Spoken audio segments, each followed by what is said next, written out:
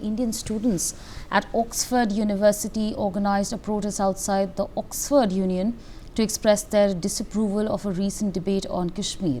They claimed that the event in fact presented a one-sided narrative focusing mainly on international concerns and criticism of India's policies in the region while overlooking the historical complexities and India's perspective.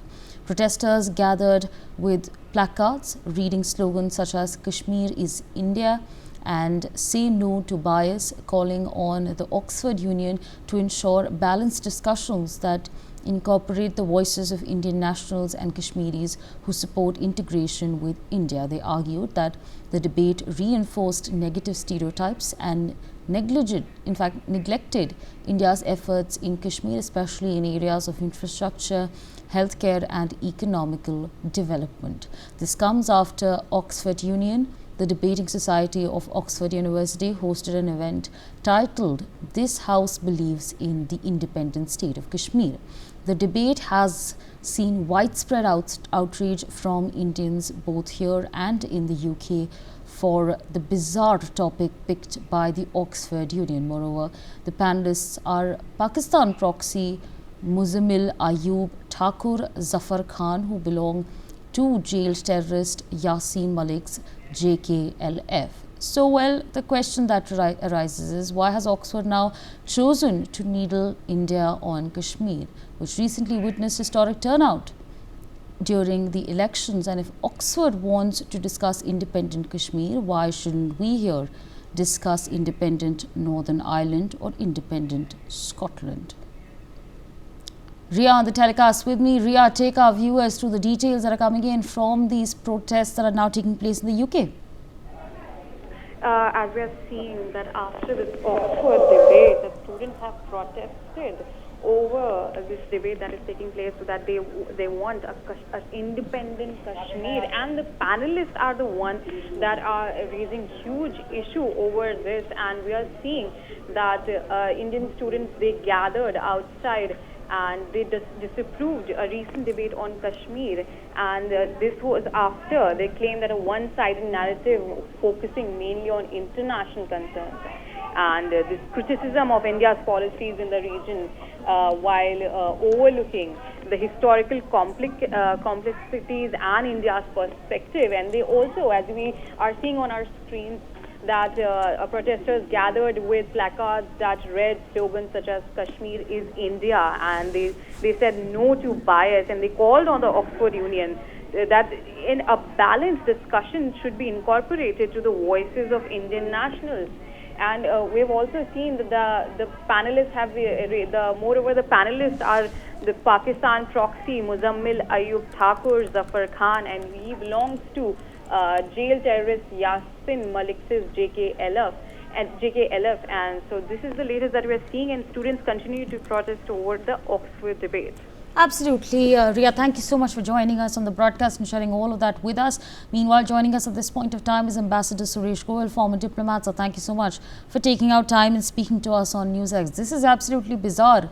The fact that Oxford Union has now chosen to speak about free Kashmir. I mean, it's just imagine if we spoke about Scotland in the same context. Where does it all start becoming worse from, in your assessment?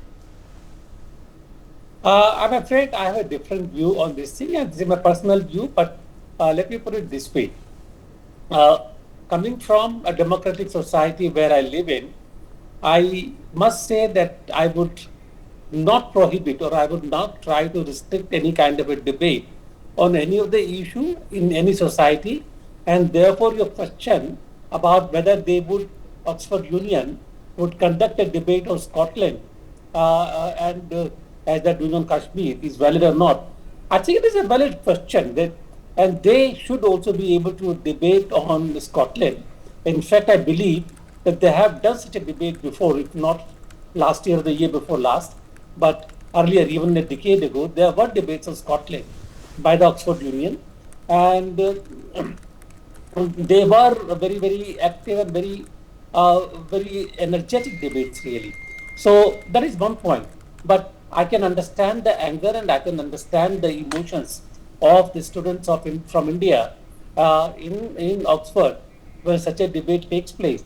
my only take would be that when a debate of this kind takes place, rather than protesting and this is again my personal view, rather than protesting and going to the street, such actions of the union should be repudiated through argument and through debate, where I know that Indian students have been very, very good. In fact, I was seeing one of the debate in Oxford, where one young student was able to refute many of the arguments from the Western liberal societies on human rights situation in India very effectively.